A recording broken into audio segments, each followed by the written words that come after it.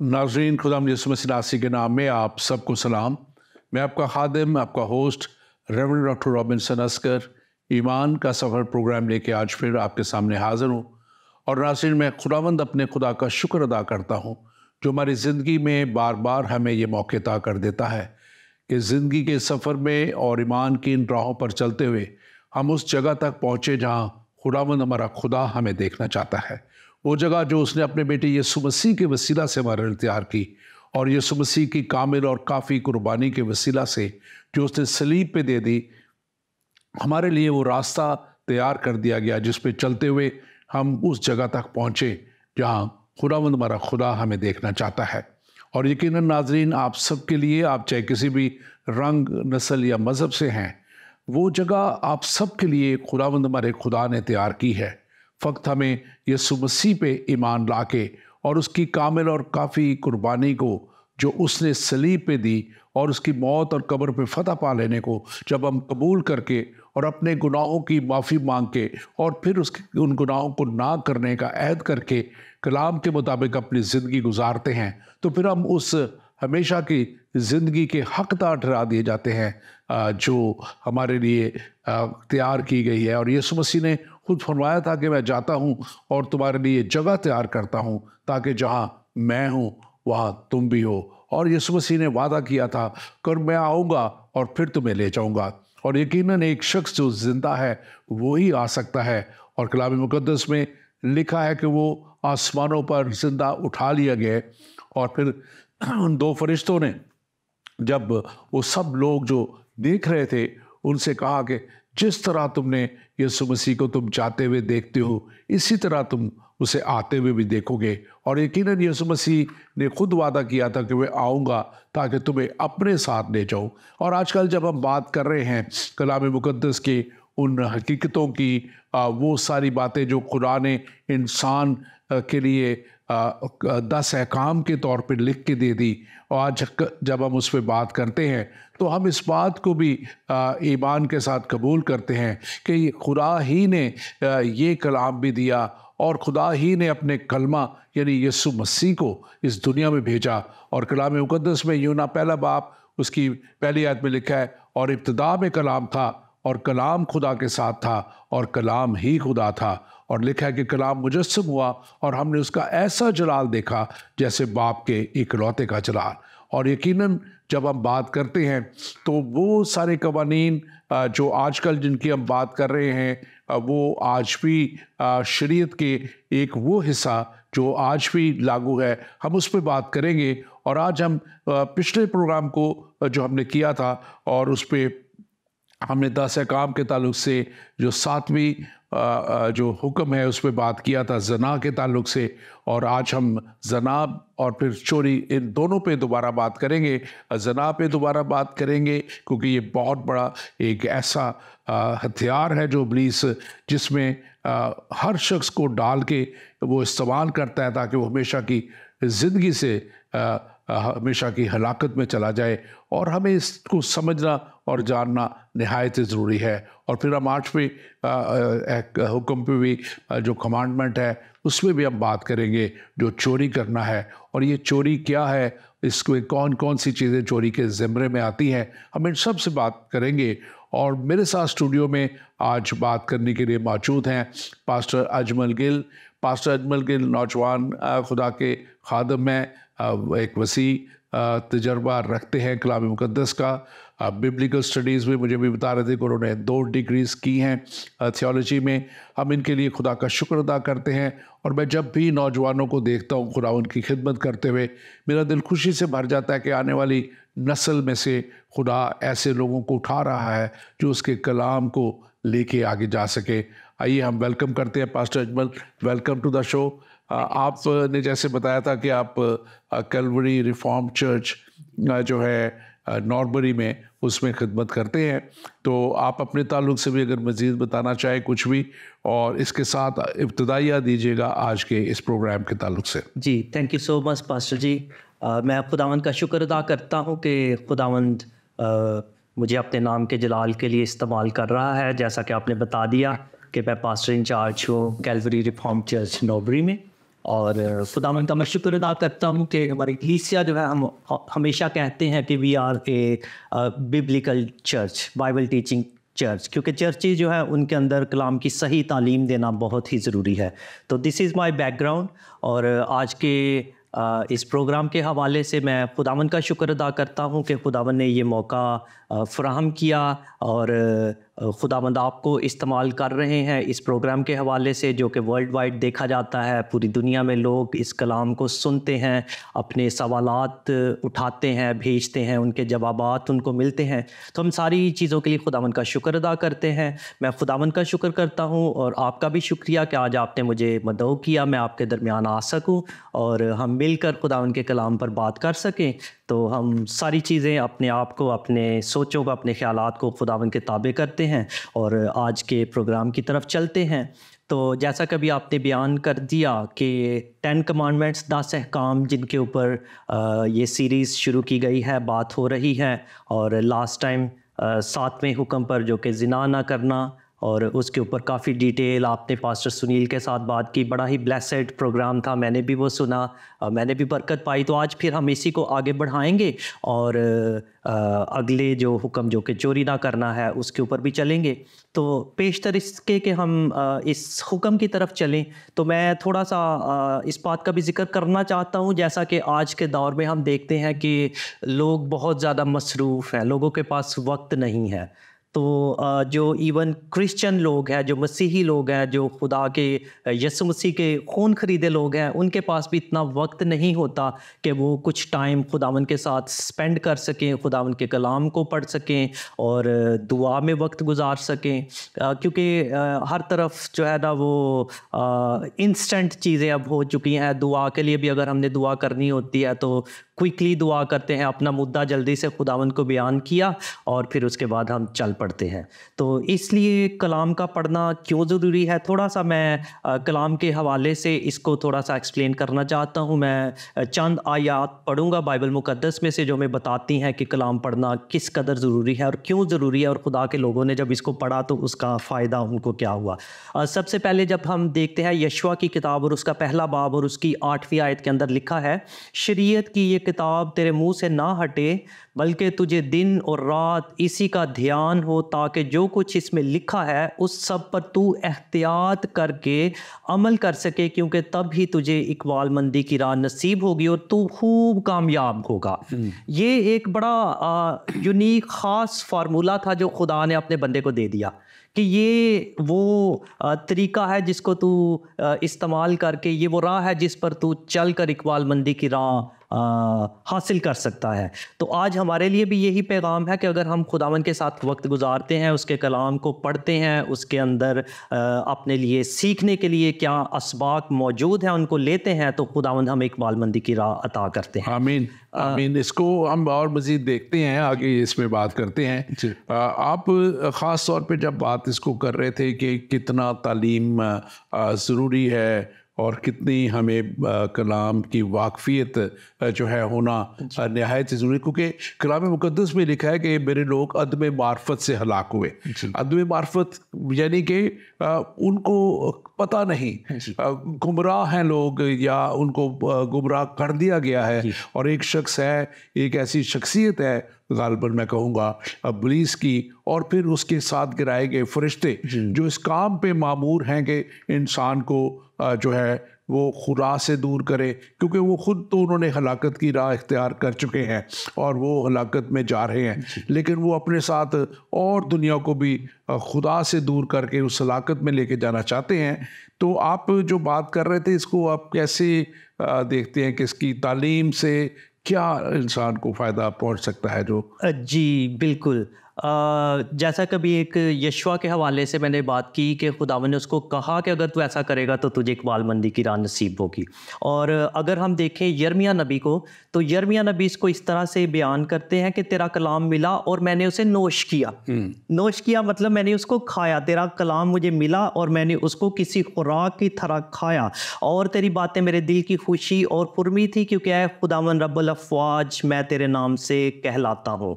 तो आज के दौर में ये हमें भी करने की ज़रूरत है, क्योंकि कलाम में हम ये भी पढ़ते हैं कि इंसान सिर्फ रोटी ही से जीता ना रहेगा, बल्कि हर उस बात से जो खुदावंद के मुंह से निकलती है। तो हमें आज ज़रूरत है कि जिस तरह खुराक हमारे बदन के लिए एक ज़रूरी उस जुज़्व है जिसके बगैर हम वीक महसूस करते हैं, थोड़ा देर अगर हम खाना नहीं खाते या कोई एक मील स्किप कर देते हैं तो उसके बाद हमें कमज़ोरी महसूस होती है अपने बदन के अंदर। तो इसी तरह से अगर हम अपनी रूहानी ग़िज़ा को, खुदावंद के कलाम को स्किप कर देते हैं, तो बाज़ औक़ात लोग ऐसे सुन्न हो चुके हैं कि उनको वो कमज़ोरी महसूस नहीं होती। तो हमें ये भी महसूस करने की ज़रूरत है। और फिर उसके बाद ज़बूर नवीस जो है वो उसको इस तरह से बयान करता है कि मैंने तेरे कलाम को अपने दिल में रख लिया है ताकि मैं तेरे खिलाफ़ गुनाह ना करूँ। और उसी ज़बूर में वो ये भी लिखता है कि तेरा कलाम मेरे कदमों के लिए चिराग और मेरी राह के लिए रोशनी है, यानी दिल के अंदर भी और दिल के बाहर भी। तो जब ये कलाम हमारे अंदर भी होगा, जब बाहर भी होगा, तो खुदावंद हमें इकबालमंदी की राह अता करेंगे। बिल्कुल बिल्कुल। और आज का जो टॉपिक ख़ास तौर पे जब हम बात करते हैं ज़ना की और चोरी की, और पिछले दफ़ा हमने बात की, तो ये नहायत ही इसलिए अहम है कि कलाम हमें इसको खुदा का कलाम बार बार उभारता है कि हमें गुनाह से एक तो जो है ज़ना, अब जना जो है और एक सिन जो है, अब जना जो है एक सिन है। अब सिन की जो डेफिनेशन है उसमें बहुत से और गुनाह आ जाते हैं, लेकिन ये जो जना है ये ख़ास तौर पे पिछली बार हमारे पास एक हमारे दोस्त है, उन्होंने सवाल किया था कि जो इंग्लिश में वर्ड फॉर्निकेशन होता है, यूज़ होता है, या उर्दू में उसको जो है जो मैं अगर बयान करूँ तो वो ब्याह और शादी के बग़ैर जो आउट ऑफ मैरिज जो किया जाता है सेक्सुअल एक्टिविटी कोई भी जो है, या उसमें ज़ना किया जाता है या सेक्स प्रैक्टिस की जाती है, वो उसमें आती है फॉर्निकेशन में। और इसको मैं ख़ास तौर पे चाह रहा था कि हम इसको थोड़ा सा इसको देख लें कि ये आजकल की दुनिया ख़ास तौर पे, अब जहाँ मैं और आप रह रहे हैं यूके में और फिर यूरोप में और काफ़ी हद तक कुछ अमेरिका में भी, यहाँ तो एक ये बहुत रिवाज पड़ गया हुआ है कि शादी के बगैर ही जोड़े रहते हैं, अपना एक आपस में सिर्फ उनका एक होता है कि चले जी हम रहते हैं, और उसको वो पार्टनरशिप भी कह देते हैं, उसको वो एज आ और भी नाम दे देते हैं, लिविंग रिलेशनशिप वो कह देते हैं। तो ये आप इसको कैसे देखते हैं, सारा जो सिस्टम है? जी पास साहब, जो है एडल्ट्री और फोर्निकेशन, जो इसकी थोड़ी सी अगर डिटेल में जाएं, तो एडल्ट्री यानी वो अगर कोई भी जो जना करने वाले हैं उनमें से अगर एक पार्टनर जो है, जो ये जना करने वाले पार्टनर की मैं बात कर रहा हूँ, अगर उनमें से कोई भी एक शादीशुदा है तो उसको एडल्ट्री का टाइटल दिया जाता है, और अगर जो कुंवारे हैं, बेब्याहे हैं, वो फोर्निकेशन में चला जाता है। ये थोड़ी सी उसकी डिस्क्रिप्शन अलहदा उसको करती है। जैसा आपने कहा कि आज के दौर में और स्पेशली वेस्ट के अंदर शादी को बिल्कुल ही जो है वो तसव्वुर किया जाता है कि इसकी हमें ज़रूरत नहीं है, we are happy to live together, और बहुत सारे साल गुजर जाते हैं और वो समझते हैं कि हमें शादी की ज़रूरत नहीं, और जहाँ कहीं सोचा we can just break up easily, फिर हमें सारे वो पेपर प्रोसेस में नहीं जाने की ज़रूरत। तो ये मेरा ख्याल है शैतान चाहता है, क्योंकि शुरू ही से हम देखते हैं कि शैतान जो है वो इंसान को वर्गलाता रहा है, वो खुदा के अहकामात के ख़िलाफ़ उसको उभारता है, और ये शैतान ही का अमल है, क्योंकि खुदा हमेशा से चाहता था कि इंसान जो हैं वो एक तो पाक रहें, क्योंकि खुदा चाहता है, खुदा कहता है, खुदा का कलाम हमें बताता है कि हमें पाक बनने की ज़रूरत है क्योंकि खुदा पाक है, तो इसलिए वो चाहता है उसके लोग भी पाक हो। लेकिन शैतान जो है वो चाहता है कि किसी तरह से वो इंसान को गिरा ले, और इस तरह से हम देखते हैं जब वो आदम और हवा को गुनाह के अंदर धकेलता है, हवा को आके उभारता है, तो वो अपने मकसद में कामयाब हो जाता। आज भी वो इसी तरह से कर रहा है। और इस बात से मुझे याद आ गया जो आपने अभी कहा कि जो वेस्ट में लोग रहते हैं बिना शादी के, कोई एक बहुत उम्र रसीदा हो गए, एक कपल था, औरत और मर्द, और उन्होंने शादी नहीं की थी अब तक। तो एक दिन ऐसे ही औरत जो थी वो बैठी सोच रही, और अपने जो मेल पार्टनर था उसको कहती है, मैं सोच रही हूँ बहुत साल गुजर गए हैं, क्यों ना अब हम शादी कर लें। तो वो जो मेल पार्टनर था उसने कहा, हाँ बात तो तेरी बिल्कुल ठीक है कि शादी कर लेनी चाहिए, लेकिन एक सवाल उठता है। उसने कहा, वो क्या? उसने कहा कि अब इस उम्र में हमसे शादी कौन करेगा? They are living together for so many years, लेकिन अब भी वो सोच रहा कि अगर शादी कर दिया तो शादी किसी और से कर लो। करने जी हाँ, ये मैं सोचता हूँ कि बहुत ही एक अलमिया है, मैं अलमिया इसका वर्ड यूज़ करूँगा कि जो इन ममालिक में और ख़ास तौर पे इब्लीस ने, वो कहते हैं ना कि इल्म की ज़्यादती भी मैं कहता हूँ कहूँगा जी। कि इल्म की ज़्यादती ने भी कुछ लोगों को यहाँ पे ख़राब किया हुआ है। जी। और लेकिन कलाम बड़े वाज़ेह तौर पे कहता है पहला कुरिन्थियों 6:18 से 20 आयत में जी। कि हरामकारी से भागो, जितने गुनाह आदमी करता है वो बदन से बाहर है, मगर हरामकार अपने बदन को भी अपने बदन का भी गुनाहगार है। और 19वीं आयत कहती, क्या तुम नहीं जानते कि तुम्हारा बदन रूह कुद्स का मक़दस है। अब ये एक पॉइंट है जिसको मैं चाह रहा था कि थोड़ा सा बात करें कि खुदा इसको रूह कुद्स का मकसद, यानी खुदा के रूह का घर। रूह कुद्स हमारे जो ऐसे नाजरीन हैं जो नहीं समझते इसको, तो हम जब रूह कुद्स कहते हैं, इसको पवित्र आत्मा का भी कहा जाता है हिंदी में, पंजाबी में जो इंडियन है उसमें, और पाक रूह हम इसको कहते हैं, और रूह कुद्स भी कहते हैं।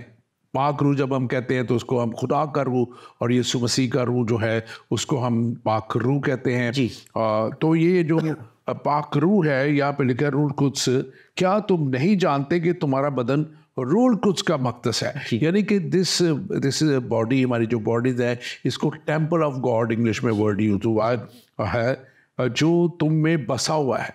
अब ये भी देखें कि खुदा का रूह हमें बसा हुआ है, ये खुदा का कलाम कह रहा है, और तुमको खुदा की तरफ से मिला है। इसको थोड़ा सा वाज़ह कीजिए ज़रा, ये क्या और उसका रूल कुद्स का मक़दस होना क्या है। क्योंकि फिर गुनाह अगर इसमें आ गया तो फिर रूल कुद्स क्या रहेगा या नहीं रहेगा, ये भी ज़रा थोड़ा सा। जी बिल्कुल, बड़ी अच्छी आपने बात की कि खुदा ने जब इंसान को पैदा किया, आदम और हवा को पैदा किया, तो वो सिनलेस थे और खुदा उनके साथ आके मुलाकात करता है, क्योंकि खुदा उनके साथ रहना चाहता था, उनके दरमियान रहना चाहता था। लेकिन जब उनसे गुनाह सरजद हो गया तो फिर उसके बाद हम देखते हैं कि खुदा उनसे जुदा हो जाता है, और फिर उसके बाद हम देखते हैं कि इंसान जो है वो भटकता है, और फिर उसके बाद वो किसी भी तरह से चाहता है अपनी सेटिस्फेक्शन हासिल करने के लिए, क्योंकि वो जब खुदा उनसे जुदा हो चुका है तो फिर उसके बाद उनके पास सेटिस्फेक्शन नहीं है। और फिर उसके बाद हम देखते हैं, अगर हम तारीख़ का मुताला करके देखें तो लोगों ने अपने आप को किसी भी तरह से सेटिस्फाई करने के लिए बहुत सारे तरीके अपनाए, जिसमें वो ड्रग्स का यूज़ करते हैं और देवी देवताओं को बनाते हैं। लेकिन चूँकि वो खुदा तक रसाई हासिल नहीं कर सकते तो उनके अंदर एक तिश्नगी अभी तक बाकी थी, क्योंकि खुदा ने उनको डिज़ाइन इस तरह से किया था कि खुदा उनके साथ रहे। और फिर वो हम देखते हैं कि यीशु मसीह के वसीले से जब इंसान की बहाली हो जाती है, खुदा के साथ रिश्ता बहाल हो जाता है, तो यीशु मसीह ने जाती दफ़ा एक वादा किया और एक बड़ी उम्मीद दी। उन्होंने कहा कि मैं तुम्हें अकेला नहीं छोड़ूंगा, बल्कि चला जाऊंगा तो मैं तुम्हारे लिए एक मददगार भेजूंगा। अब वो मददगार जो है वो हमारे साथ रहता है, हमारे अंदर रहता है, हमारे दिल में रहता है। तो जैसे ही हम यीशु मसीह को कबूल कर लेते हैं अपना शख्सी निजात दहिंदा, तो वो पाक रूह जो है वो हमें इनाम में दे दिया जाता है, वो हमारे अंदर रिज़ाइड करना शुरू हो जाता है। और जब वो पाक रूह हमारे अंदर, या पवित्र आत्मा जब हमारे अंदर रिज़ाइड करती है, तो वो ना सिर्फ हमारे साथ रफ़ाकत रखती है, बल्कि वो हमारी रहनुमाई करती है, वो हमारी मदद करती है, वो हमें सिखाती है कि हमें किस तरह से गुनाहों से बचे रहना चाहिए। तो जब हम फिर गुनाह में गिर जाते हैं तो पाक रूह हमसे जुदा हो जाता है, जैसा कि कलाम हमें बताता है कि रूह को रंजीदा ना करो। अगर हम फिर से गुनाह करते हैं, रूह हमसे जुदा भी हो जाता है। लेकिन हम खुदावंद का शुक्र अदा करते हैं कि यीशु मसीह के वसीले से फिर हम जब तौबा कर लेते हैं, मुआफ़ी मांग लेते हैं, हमें रूह दोबारा से अता कर दिया जाता है। लेकिन पाक रूह ही वो शख्सियत है, वो खुदा का अकनूम है जो हमारी रहनुमाई करता है, जो हमें सिखाता है और हमें किस तरह से अपनी ज़िंदगी को गुजारना चाहिए, वो सारी चीज़ बताता है। बड़ा अच्छा आपने खूबसूरती से इसको सारे को बयान किया। और मैं अपने नाजरीन से कहूँगा कि आप ज़रूर हमारे प्रोग्राम ईमान का सफ़र को शेयर कीजिए। आज जितने भी आप देख रहे हैं, जहाँ भी आप देख रहे हैं, इसको प्लीज़ शेयर कीजिए और दूसरों तक ये मुफीद तालीम जो खुदा के कलाम की तालीम है, खुदा के कलाम की बातें हैं और सच्चाई की बातें हैं, ये आप उन तक पहुँचाइए। और हमारा फेसबुक पेज ईमान का सफ़र और हमारा यूट्यूब पेज ईमान का सफ़र है उसको आप लाइक कीजिए। हमारे पाक ज़िंदगी पेज, ज़िंदगी टीवी का जो पेज है पाक ज़िंदगी पेज, उसको अप्लाई कीजिए। हमारा ज़िंदगी टीवी का ऐप है, आप उसको डाउनलोड करके सारे प्रोग्राम ज़िंदगी टीवी के देख सकते हैं। और जो और एक और ऐप हमारा नया इंट्रोड्यूस हुआ है, होशाना ऐप जो है, होशाना ऐप लाइव, होशाना लाइव के नाम से है ये, होशाना लाइव के नाम से। इसको भी आप ज़रूर डाउनलोड कीजिए, क्योंकि इस पर आप ना सिर्फ हमारे ज़िंदगी टीवी के सारे प्रोग्राम दे सकेंगे, बल्कि जितने भी पाकिस्तान के मसीही उर्दू चैनल्स हैं वो सब आप इस पे देख सकते हैं। और फिर हमारा ये प्रोग्राम जो है ये मिडिल ईस्ट में और दूसरे कंट्रीज़ में एशिया सेट 7 पे आप देख सकते हैं, और ख़ास तौर पे जब भी आप चाहें। और जब हमारे फेसबुक पेज को और यूट्यूब पेज को, ईमान के सफ़र को आप लाइक करेंगे, इसको फॉलो करेंगे, तो आपको नोटिफिकेशंस जो है दूसरे प्रोग्रामों की आती रहेंगी। और इसके साथ साथ वहाँ पे आपको वीडियोस का एक बटन मिलेगा। आप जब उस वीडियोस के बटन को आप क्लिक करेंगे तो आपको सारे प्रोग्राम, जो 300 से ज़्यादा प्रोग्राम हैं अभी तक हमने किए, वो सारे प्रोग्राम आपको वहाँ पे मिलेंगे और आप डिफरेंट सब्जेक्ट्स पे प्रोग्राम देख सकते हैं। और ख़ास तौर पे मुझे लोग पूछते हैं, जो हमारी सीरीज़ हमने की थी एंड टाइम्स के ऊपर, आखिर ज़माना के ऊपर, तो वो 217 नंबर से लेके 264 नंबर तक के जो हमारे प्रोग्राम है, तकरीबन 40 के करीब प्रोग्राम है, वो है। और खुदा ने इसी इन प्रोग्रामों से ही मुझे ये तक़वीयत भी दी, कुछ मुझे खुदा ने इस बात के लिए उभारा कि मैं किताब इसके ऊपर लिखूं, एंड टाइम्स के ऊपर। तो ये किताब जो है एंड टाइम्स के ऊपर जो है, आखिर ज़माना में क्या होगा, ये मैंने लिखी। और ये पाकिस्तान में FGA के बुक स्टोर पे और जो दूसरा है कुछ बुक स्टोर्स हैं उनके ऊपर मिल सकती है आपको। मसीह शाद खाना MIK के ऊपर भी ये मौजूद है, और जल्द इसको हम अमेज़ॉन के और इसके ऊपर भी जल्द आपके लिए लेके आएंगे। तो ये आप वो किताब वहाँ से हासिल कर सकते हैं। और एंड टाइम्स के ताल्लुक से जानना मैं आपको बताऊँ कि नहायत ही ज़रूरी है, क्योंकि जो हालात आप देख रहे हैं दुनिया के किस रुख को जा रहे हैं, तो वो हमें क्लियर एक निशानदेही करते हैं कि आखिर ज़माना के हम करीब पहुंच चुके हैं। और मैं अभी कल ही एक खादिम से बात कर रहा था 2 दिन पहले, और मैं उनसे कह रहा था कि गो के अभी जो है मुखालफ मसीह यानी एंटी क्राइस्ट अभी हमें नहीं नज़र आता कि वो आ चुका है, लेकिन उसकी हमें एक स्पिरिट काम करती नज़र आ रही है। और उसका जो उसकी एक जो कहना चाहिए कि वो काम शुरू हो चुके हैं, जो उसकी आमद की तरफ हमें बता रहे हैं। तो आप ज़रूर इन सारे प्रोग्रामों को देखिए, शेयर कीजिए। और आज जो हम बात कर रहे हैं ख़ास तौर पे, ये नहायत ही अहम है, क्योंकि यही वो चीज़ है, गुनाह जो है, जना जो है, खुस्सिन जो है, अडल्ट्री, और ये सारी वो चीज़ें हैं जो इंसान को हमेशा की हलाकत में ले जाएंगी, और ज़रूर है कि इनसे बचा जाए। और आज पास्टर अजमल आपने बड़ी खूबसूरत तरीके से बयान किया।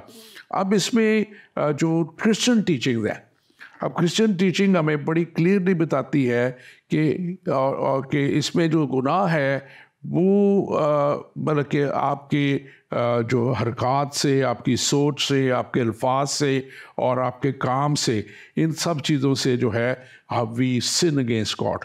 लेकिन जो ज़ना की अब बात थी वो था कि जब आप प्रैक्टिकली जो है जो आप एक अमल में जो हो जाते हैं सेक्सुअल, उसमें ज़नाकारी में, या आप उसमें तो करते हैं आउट ऑफ फिज़िकल जो आप करते हैं, तो उसमें आउट ऑफ वेडलॉक जो होता है शादी के बाद, वो जो है जो गुनाह ज़ना में आता है। और इसके साथ साथ आपने बड़ी अच्छी बात की कि बाज़ दफ़ा मैरिड लोग भी जो हैं वो भी दूसरों के साथ इसमें इन्वॉल्व होते हैं, तो वो भी इस तरह ज़नाकारी में इन्वॉल्व होते हैं। और ये एक बात हमें ख़ास तौर पे आप इस पे बात कीजिएगा कि जो सिन जो है, ये सेपरेशन खुदा के और इंसान के दरम्यान में डालता है। जी। ये इंसान के, आपने इसको टच किया है अभी थोड़ा सा, कि फिर पाक रूह जब हम गुनाह करते हैं हमारा बदन जो वो खुदा का मक़दस हो जाता है। लेकिन एक सेपरेशन जो है, एक स्पिरिचुअल भी एक इसमें सेपरेशन हो जाती है खुदा के से इंसान की, और एक फिज़िकली भी खुदा उसको फिर इंसान को जब वो बार बार मौके देता है खुदा, लेकिन जब वो इंसान नहीं बाज आता तो फिर खुदा उसको कुछ अरसे के लिए छोड़ भी देता है जब तक कि वो दोबारा तौबा तक ना आए। तो आप इसके ताल्लुक से ज़रा बताइएगा। जी बिल्कुल। खुदा जब हम गुनाह कर लेते हैं, जैसा आपने बयान किया कि खुदा और इंसान का एक रिश्ता है, और जैसा कि हम पैदाइश के अंदर देखते हैं कि खुदा ने आदम को बताया था कि जिस दिन तूने इस दरख्त का फल खाया, यानी जिस दिन तूने हुक्म अदूली की, जिस दिन तूने गुनाह किया, उस दिन तू मरा। लेकिन हम देखते हैं कि उसके बाद वो मरता नहीं है, बल्कि उसकी ट्रांसलेशन अगर हम उसकी डिटेल में जाएं तो वो ये आती है कि death will come to you, it will, the process will start, उसके बाद ultimately you will die at some point. तो वो जो खुदा से जुदाई थी, यानी रूहानी तौर पर उसकी मौत हो गई। तो इसी तरह से आज भी हम देखते हैं कि जब हम गुनाह कर लेते हैं तो फिर रूहानी तौर पर हमारी मौत हो जाती है, और फिर उसके बाद हम देखते हैं कि हमारा बदन जो है, चूँकि वो फना से भरा हुआ है, वो वीक होता है, कमज़ोर होता चला जाता है, और एट सम पॉइंट हम मर जाते हैं। तो वो हमारी हो जाती है जिस्मानी मौत। रूहानी मौत ऑलरेडी हो चुकी है, जिस्मानी मौत हो जाती है, और फिर उसके बाद अगर हम इसी मौत में मर जाते हैं तो फिर अबदी मौत भी, इसको अगर हम इस तरह से डिवाइन करें कि 3 उसके प्रोसेस है, रूहानी मौत, जिस्मानी मौत और अबदी मौत। तो अगर कोई तौबा करके मरता है तो एटलीस्ट वो अबदी मौत से बच जाता है, लेकिन अगर उसी तरह से वो जिस्मानी मौत में चला जाता है तो फिर वो अबदी मौत को भी अपने गले लगा लेता है। तो इसलिए बड़ा ही ज़रूरी है कि हम खुदा के साथ अपना रिश्ता बहाल रखें। अगर किसी की रूहानी मौत हो जाती है तो कोशिश करें कि जिस कदर जल्द हो सके तौबा करें, खुदा के पास आएँ, ताकि उस जिस्मानी मौत से बच सकें, क्योंकि यीशु मसीह ही वो रास्ता है जो हमें गुनाह से और मौत से बचा सकते हैं। और जैसा कि जॉन 3:16 के अंदर लिखा है कि खुदा ने अपना इकलौता बेटा बख्श दिया ताकि जो कोई उस पर ईमान लाए हलाक ना हो बल्कि हमेशा की ज़िंदगी पाए। हमारे पास एक सवाल भी है, इसको हम ले लेते हैं। अस्सलाम वालेकुम, मैं हाफिज़ रशीद कतर से और हूँ कतर से, और आप के मेहमान ने कहा कि हज़रत ईसा अलैहिस्सलाम ने फरमाया कि वो एक मददगार भेजेगा। मैं आपको आपके मेहमान को कहना चाहता हूँ कि ये मददगार हमारे प्यारे सरवर कायनात मौसूल इंसानियत हज़रत मोहम्मद हैं। अगर आपको मदद की ज़रूरत है तो आप हज़रत मोहम्मद से किसी भी तरह की मदद मांग सकते हैं। वसीयत को छोड़ दे, ये मनसूख हो चुकी है।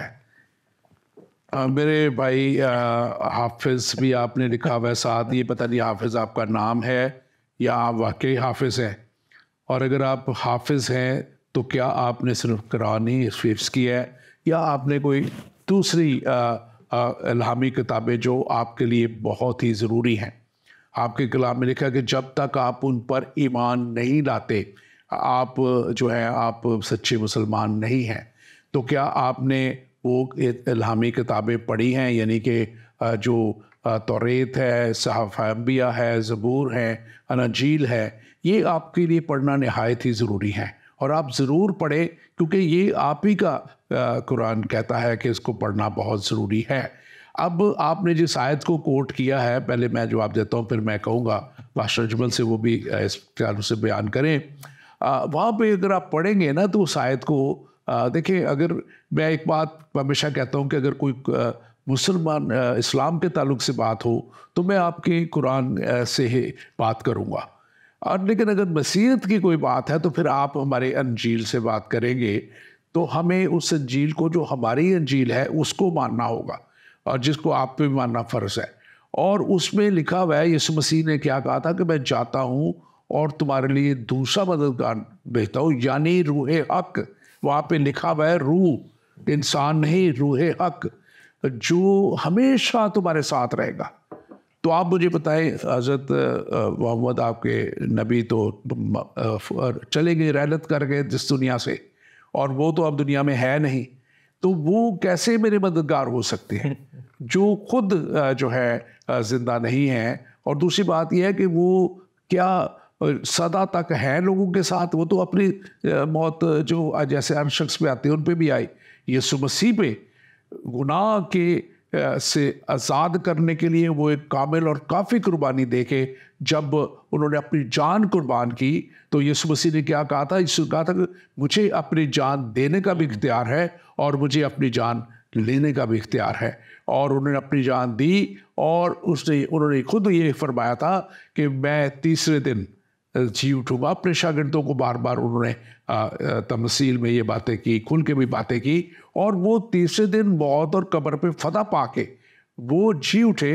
और आपकी जो, क्योंकि आप अंजील को पढ़ना ज़रूरी है, आप पढ़िएगा कि लिखा है कि वो जिंदा 40 दिन बाद आसमान पर उठा लिए गए। और उन लोगों को मैंने शुरू में आज ये बात कही थी कि जब वो उठाए जा रहे थे तो बहुत से लोग इस बात के, उनके शागिर्द और बहुत से लोग गवाह थे, और वो जब देख रहे थे तो 2 फरिश्तों ने कहा कि जैसे तुमने इनको जाते देखा है वैसे ही आते देखोगे। अब आएगा तो वही जो जिंदा है, मुर्दा तो नहीं आ सकता वापस, और मुर्दा मेरी कैसे मदद कर सकता है, और मैं जिंदा को छोड़ के मुर्दा के पीछे क्यों जाऊं? आप इसका मुझे जवाब दीजिए। जी पास्टर अजमल, आप बताइएगा। जी पास्टर, बड़ा अच्छा आपने एक्सप्लेन किया। और ये भाई हाफिज़ जो हैं, मैं इनके लिए खुदा का शुक्र अदा करना चाहता हूँ कि उनके अंदर एक तिश्नगी पाई जाती है। जैसा मैंने अभी कहा कि जैसे ही इंसान आदम ने गुनाह कर लिया तो उसके बाद जब खुदा से उनका रिश्ता मुनक़ता हो गया तो उनके अंदर हमेशा से एक तिश्नगी पाई जाती थी, क्योंकि वो इंसान जो है वो डिज़ाइन ही इसी तरह से हुआ है। तो वो मैं तिश्नगी भाई के अंदर देख सकता हूँ। भाई ने कहा कि जो दूसरा मददगार है वो हज़रत मोहम्मद के लिए कहा गया है। बड़ा अच्छा आपने एक्सप्लेन कर दिया है ऑलरेडी पास्टर जी। उसमें सिर्फ इतना मैं ऐड करना चाहूँगा कि अगर आप समझते हैं कि वो हज़रत मोहम्मद के लिए कहा गया था, तो अभी पास साहब ने भी कह दिया, पाक रूह के बारे में लिखा है वो हमारे अंदर होगा, वो हमारे साथ रहेगा, वो हमें आइंदा की खबरें देगा, वो हमें सिखाएगा, हमारी रहनुमाई करेगा। तो आप समझते हैं कि क्या हज़रत मोहम्मद इस तरह से हमारी रहनुमाई कर सकते हैं? अगर नहीं तो जवाब आप समझ चुके हैं। और दूसरी बात जो आपने कही कि खुदा का कलाम जो बाइबल मुक़द्दस, जिसको एक हमेशा से कहा जाता है इस्लाम के अंदर कि वो तब्दील हो चुकी है। मैं खुदा का शुक्र अदा करता हूँ, मेरा ताल्लुक़ पाकिस्तान से है। मैंने अपनी ज़िंदगी के 27-28 साल पाकिस्तान में गुजारे हैं, और बचपन से लेकर ग्रेजुएशन तक मैंने इस्लामियात की तालीम हासिल की है, इस्लामियात को पढ़ा है, सीखा है। तो मैं ये कहना चाहता हूँ कि एक बड़ा अच्छा एक तीर है आपके हाथ में, आप कह देते हैं कि जी बाइबल बदल चुकी है, लेकिन आज तक मुझे किसी शख्स ने वो बाइबल नहीं दिखाई जो बदली है।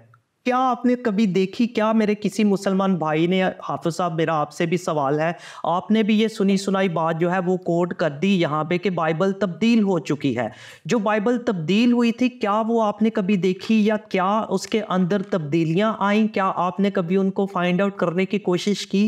क्या आपने मौजूदा बाइबल मुक़द्दस को कभी पढ़ा? और अगर नहीं पढ़ा तो मैं आपको सुजेस्ट करूँगा कि आप पढ़िए, क्योंकि जब आप बाइबल मुक़द्दस को पढ़ेंगे तो आपको समझ आ जाएगी कि कोई इंसान इसको तब्दील कर ही नहीं सकता। इसके अंदर जो लिंक्स है वो कोई कंप्यूटर भी उसको जो है ना वो लिंक नहीं कर सकता। आपने बड़ा अच्छा बयान किया। और हमारे पास एक और साहब हैं, समर साहब हैं पाकिस्तान से।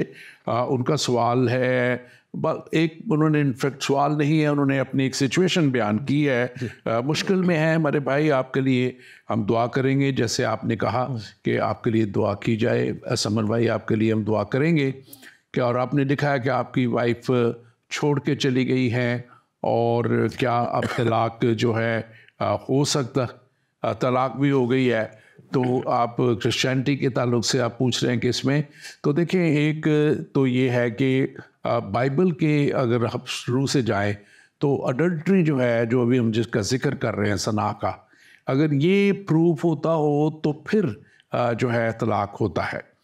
लेकिन अब क्योंकि जो जुडिशल लॉज हैं मुल्क के, वो भी गवर्न करते हैं, और वो जुडिशल लॉज क्योंकि वक्त के साथ साथ रिवाइज होते रहते हैं, तो उसमें जो लेटेस्ट तब्दीलियाँ की गई हैं उसमें कुछ ऐसी गुंजाइश रख दी गई है गवर्नमेंट की तरफ से कि अगर कोई नहीं रह पा रहे लोग और इससे कि बजाय कि वो आपस में लड़ें, मार कुटाई करें या कुछ और करें, तो वो तलाक ले सकते हैं।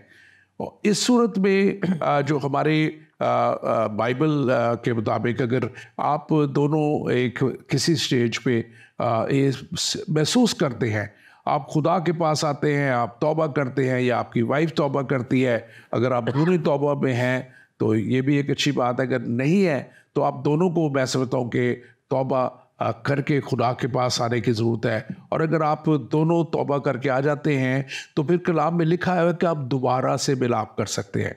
हमारे यहाँ कोई हलाला या इस टाइप की चीज़ नहीं है, इसलिए आप स्ट्रेट अवे आप दोबारा एक दूसरे से जो है मिलाप कर सकते हैं। मसीहत में ये नहीं है कि एक औरत जो है अब वो इस मकसद के लिए कि उसको दोबारा से मिलाप कर रहा है, वो अपना बदन जो है वो पेश करे किसी और शख्स को।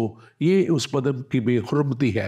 ये जो बदन जो खुदा ने बनाया, ये मैं समझता हूँ कि ये बहुत ज़्यादा बड़ी बेहुरमती की बात है कि एक शख्स सिर्फ इसलिए कि अब वो दोबारा मिलना चाहता है वो इसको पेश करे।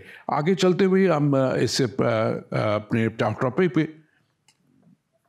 हमारे पास एक और सवाल आ चुका है, चलिए इसको भी पहले देख लेते हैं। यहाँ पे लिखा है, भाई साहब मैं आपके प्रोग्राम की तवस्सुत से हाफिज़ रशीद को ये जवाब देना चाहता हूँ कि वो कह रहे हैं कि हम पैगम्बर इस्लाम से मदद मांगें, लेकिन जाकिर नाइक जो आजकल पाकिस्तान में है उसने अपने पैगाम में कहा था कि जो मर गया उससे कोई मदद नहीं मांग सकते।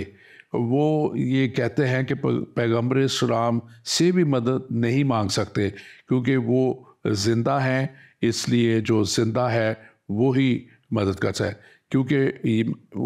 लेकिन क्योंकि जो ज़िंदा है उसी से मदद मांग सकते हैं।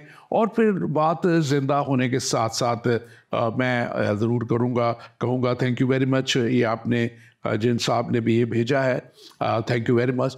लेकिन एक बात जो मैंने आज फिर एक दफ़ा कही थी, शायद इसीलिए वो मेरे इब्तिदाइया में आ गई, वो हिस्सा नहीं थी कि इब्तिदा में कलाम था और कलाम खुदा के साथ था और कलाम ही खुदा था और कलाम मुजस्सम हुआ और हमने उसका ऐसा जलाल देखा जैसे बाप के इकलौते का जलाल।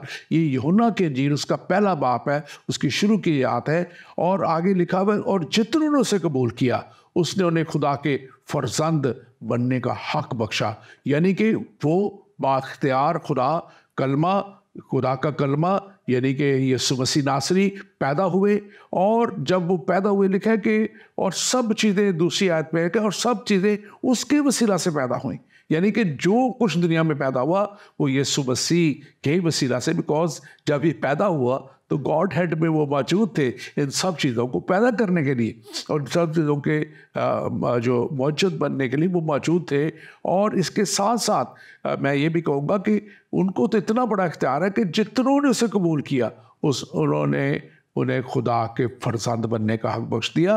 वो उनकी शख्सियत जो थी वो कामिल इंसान और कामिल इंसान इसलिए बने क्योंकि उन्होंने दुनिया के गुनाह का कफारा देना था और वैसा इंसान और उनका बदन भी इसलिए बेऐब था क्योंकि कुंवारी मरियम से पैदा होना किसी भी तौर पे कोई इंसानी मिलाक या इंसानी तुख़म उनमें नहीं था और वो पाक खून दुनिया की कुर्बानी के लिए दे दिया गया ताकि दुनिया नजात पाए। और आज भी जो भी इस पर मान लाएगा, आज भी आप मेरे भाई आप ईमान लाएंगे मेरे भाई हाफिज़ रशीद साहब, तो आपको भी हमेशा की ज़िंदगी भी मिलेगी, आप भी उसके फर्जान बन जाएंगे क्योंकि वो ज़िंदा, हमेशा ज़िंदा और अब तक ज़िंदा रहेगा क्योंकि वो खुदावंद हमारा खुदा है।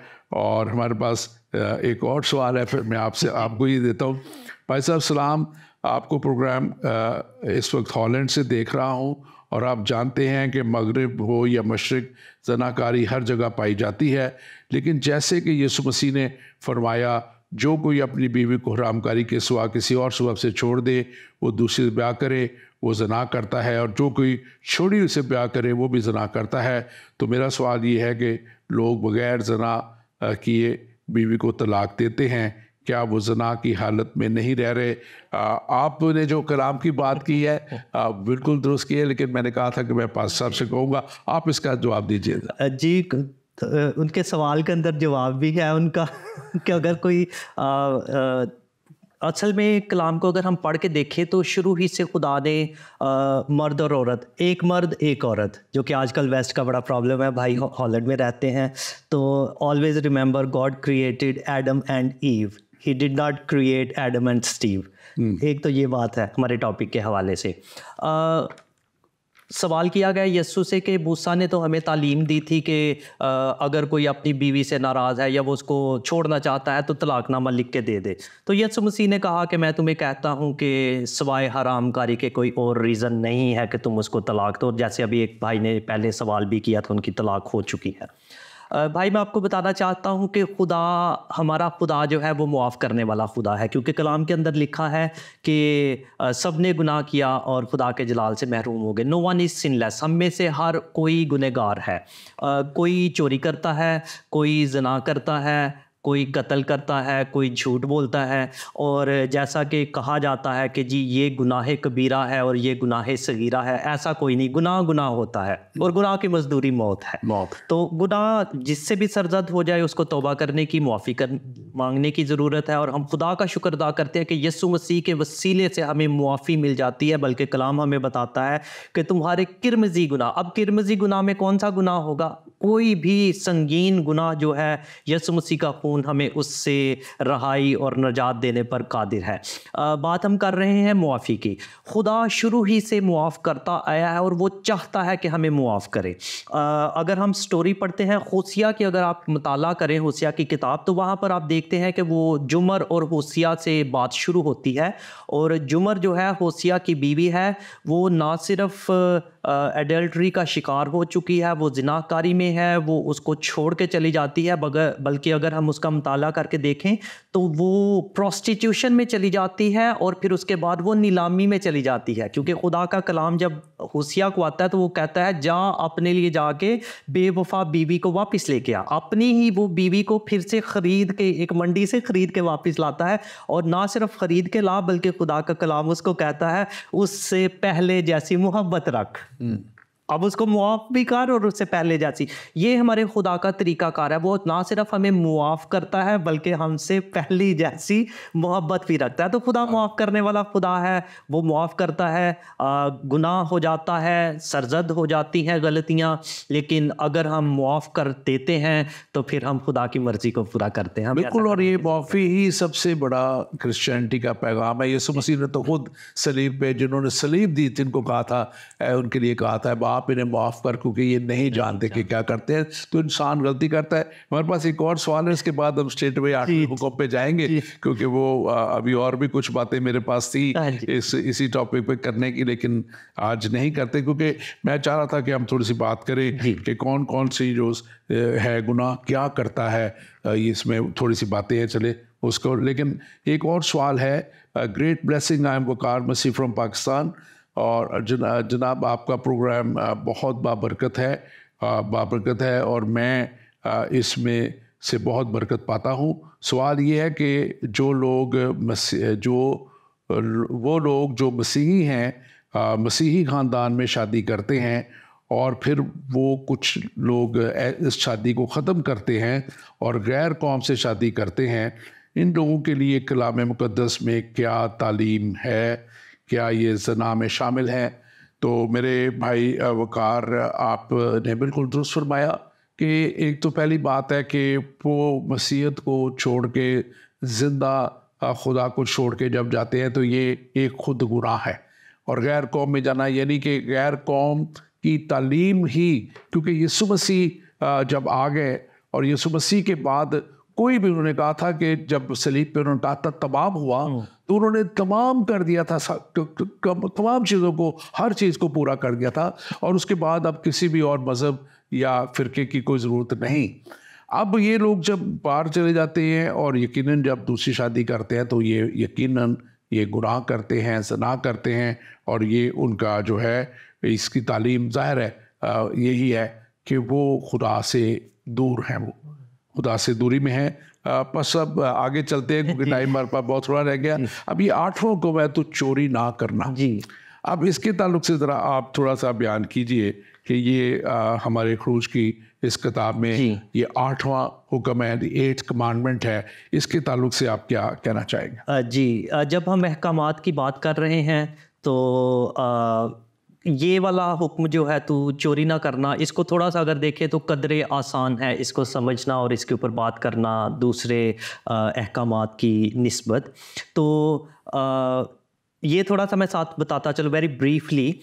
ये लोगों को बड़ा समझना ज़रूरी है ये जो अहकामात हैं, क्योंकि अक्सर क्रिश्चियनिटी के अंदर बात की जाती है कि शरीयत बदल चुकी है। अब्रानियों के हाथ में हम पढ़ते हैं कि शरीयत बदल गई। जब शरीयत बदल गई, कहानत बदल गई, काहन की वजह से ज़रूरी था।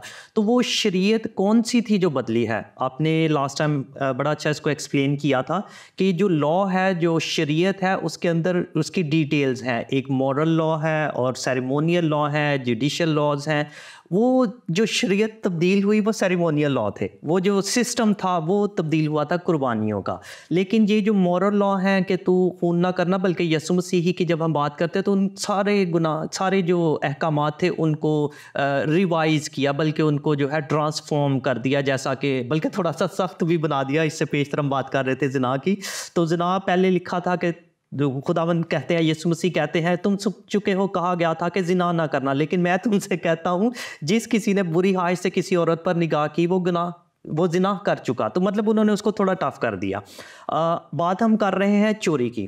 चोरी की भी इसी तरह से डिटेल है। अक्सर इसको इस तरह से लिया जाता है, मैं तो चोरी नहीं करता, उसको हम जनरल लेते हैं बड़ी चीज़ों के अंदर। जैसे जी मैं किसी के घर में जाके मैंने उसका फ़ोन नहीं उठा लिया, या मैंने किसी की गाड़ी नहीं चुरा ली, या मैंने किसी की चीज़ जो थी पड़ी थी, या आपका वॉलेट पड़ा है मैंने वो नहीं उठा लिया। हम इन चीज़ों को समझते हैं चोरी ना करना। लेकिन इसकी अगर हम क्रिश्चियनिटी के अंदर देखें तो उसकी डिटेल्स जो है वो इससे ज़रा बढ़कर है। चोरी हम किस तरह से कर सकते हैं, इसकी मिसाल मैं इस तरह से देता हूँ। स्पेशली वेस्ट के अंदर जब मैं काम करता हूँ, अपनी जॉब पर होता हूँ, बाज़ औक़ात लोग काम पर लेट आते हैं। उनका टाइम 8 बजे से, they are getting paid from 8 o'clock but they are coming at work at 8:30। तो वो आधा घंटा जो है वो मेरा ख्याल है वो भी चोरी के ज़िम्मे में आता है कि आप अपने मालिक को, अपने ओनर को जो है वो चोरी उसकी कर रहे हैं, टाइम की चोरी कर रहे हैं। फिर उसके बाद बाज़ औक़ात होता है ब्रेक्स पे जाते हैं। If I am suppose to have half an hour break, और फिर उसके बाद मैं अगर 1 घंटा लगा कर आता हूँ तो मैंने आधा घंटा वो भी टाइम की चोरी कर ली। तो मेरा ख्याल है इस तरह से ये छोटी छोटी बातें हैं जिनको हम नज़रअंदाज कर देते हैं, लेकिन ये भी चोरी के ज़ुमरे में आते हैं। और इसमें एक बड़ी ख़ास बात मैं ऐड करना चाहूँगा क्विकली। सिर्फ यही नहीं कि जो मटेरियल चीज़ें हम चोरी कर लेते हैं, we steal peace as well. बाज़ औक़ात हम लोगों का चैन चुरा लेते हैं। जैसा कि अगर मैं बड़ी अच्छी बातें कर रहा हूँ, या मैं फॉर एग्जांपल ड्राइविंग में चले जाएं, आप प्रॉपरली ड्राइव कर रहे हैं, आप किसी को कुछ तंग नहीं कर रहे, and for some driver for no reason वो आपको एक बड़ा बीप करते हैं ज़ोर से, या आपकी तरफ देख के गालियाँ देना शुरू कर देते हैं। तो उसके बाद आप बड़ी देर तक उसको सोचते रहते हैं, यार मैंने तो कुछ किया भी नहीं, why did he do that, he is stolen your peace। तो इन चीज़ों को भी थोड़ा समझने की ज़रूरत है कि सिर्फ मटेरियलिस्टिक नहीं, हम लोगों का चैन चुरा लेते हैं, उसको भी हमें सोचने की ज़रूरत है कि हम बिल्कुल। और इसके साथ साथ ये देखें कि टेक्निकली ये जो है ये जो है रिश्वत लेना और रिश्वत देना, और इसमें जो है ये भी एक इसी ज़िम्मे में आती है कि हम जो है ये चोरी एक तरह की है।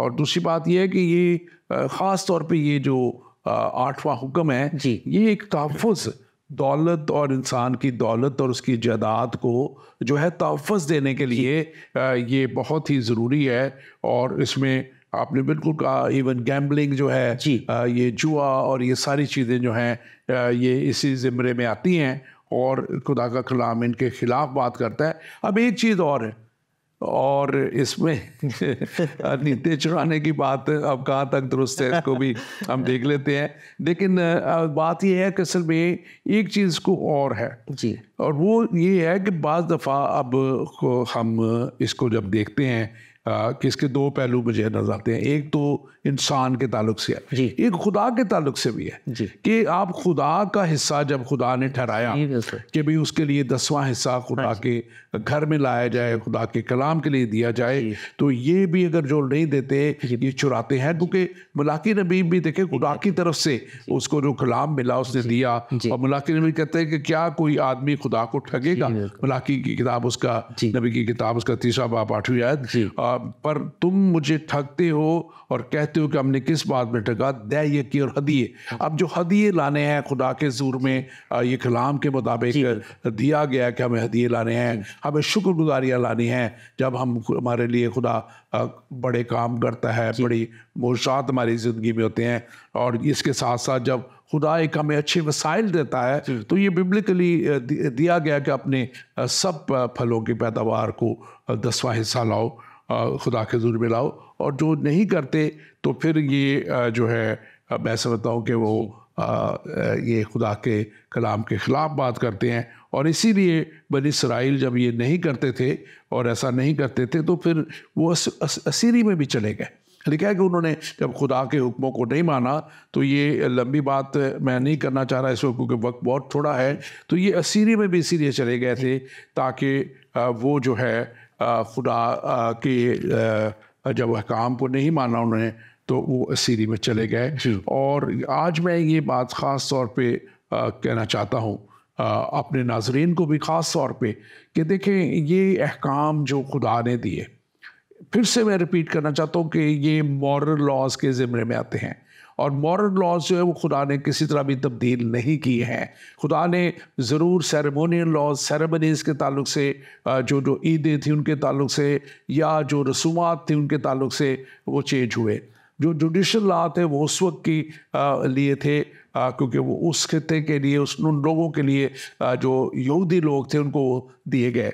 लेकिन अभी जहाँ जहाँ हम हैं हमें वो जुडिशल लॉज फॉलो करने होते हैं। हर मुल्क के अपने अपने जुडिशल लॉज हैं और वो हमें फॉलो करने होते हैं। लेकिन जो मॉरल लॉज हैं जिसमें ये 10 अहकाम आते हैं, ये नहायत ही ज़रूरी हैं। और अगर इंसान इनको अपना ले तो इंसान एक ऐसी राह पे चल पड़ता है जो खुदा की तरफ उसको लेके जाती है। और आज मैं ख़ास तौर पे ये कहना चाहता हूँ कि ये चोरी का जो है बहुत से तरीक़ों से हम चोरी करते हैं। पाकिस्तान में देखें, हम ख़ास तौर पे पाकिस्तान के हमारे नाज़रीन देख रहे होंगे, बिजली चोरी के बड़े बड़े लोगों ने नए नए तरीके अपनाए हुए हैं। किसी ने मीटर स्लो कराए हुए हैं, किसी ने कुंडियाँ डाली हुई हैं, किसी ने कुछ और किया हुआ है, किसी ने वैसे मीटर रीडर को रिश्वत दे के और वो उनका काम बन जाता है। बहुत से तरीके हैं जो अपनाए हुए हैं। इसी तरह जो है हम समझते हैं कि अगर हम क्वालिटी कंट्रोल नहीं करते, बहुत सी चीज़ों के अंदर हम मिलावट कर देते हैं, तो हम ये भी चोरी कर रहे हैं।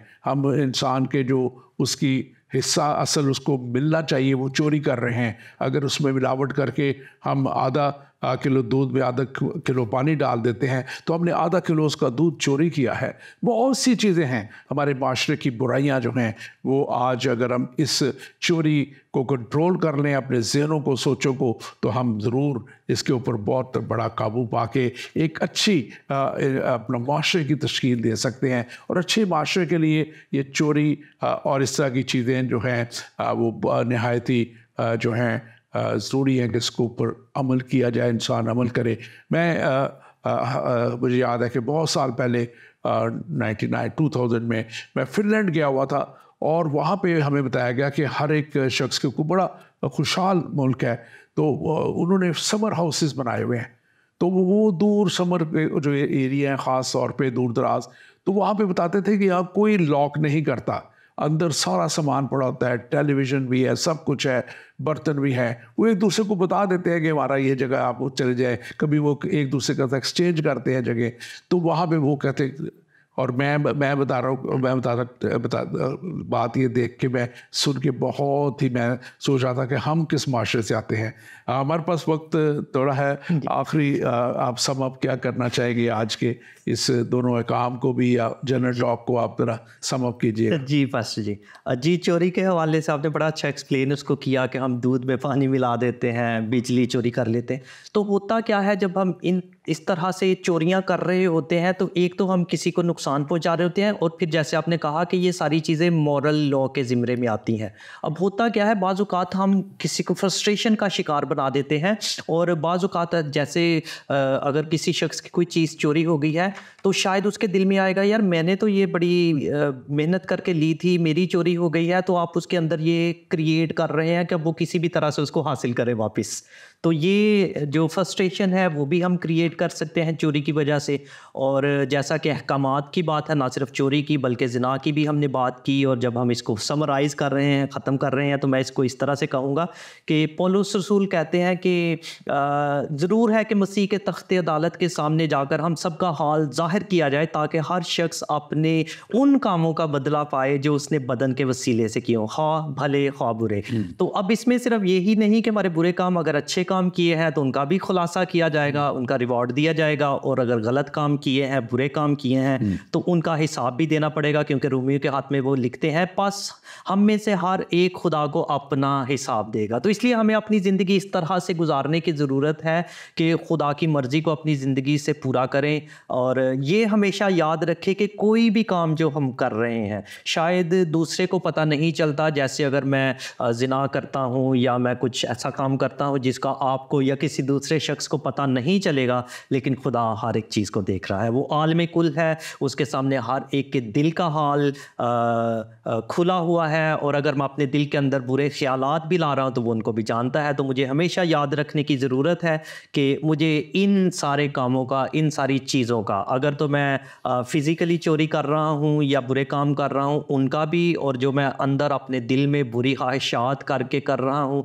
उनका भी, हर एक चीज़ का मुझे हिसाब देना है। तो कोशिश करें हम अपनी ज़िंदगी इसी तरह से गुजारें जिस तरह से खुदा का कलाम हमें सिखाता और बताता है। खुदा के कलाम को हर रोज़ पढ़ें ताकि वो हमारी रहनुमाई कर सके, हमें सिखा सके, बता सके, और हम खुदा की मर्ज़ी पर चलते चले जाएँ। Thank you very much pastor, बहुत अच्छा लगा, और खुदा आपको बड़ी बरकत दे। और नाज़रीन, आज ख़ास तौर पे जब हमने ये बातें सीखी हैं, तो पहली बात ख़ास तौर पे मैं बताना चाहता हूँ कि मसीहत में ये जो ओरिजिनल सिन का है कि एक बागेदन से जो अब एक सरिश्त में इंसान के गुनाह आ गया, उसमें से निकलने के लिए इस मसीह नासरी के कफ़ारे को कबूल करना बहुत ज़रूरी है। और ये गुनाह जो है जिसकी हम बात कर रहे थे, ये हमें खुदा से जुदा करता है, लेकिन यीशु मसीह का लहू और उसकी कुर्बानी हमें वो खुदा से मिला देती है।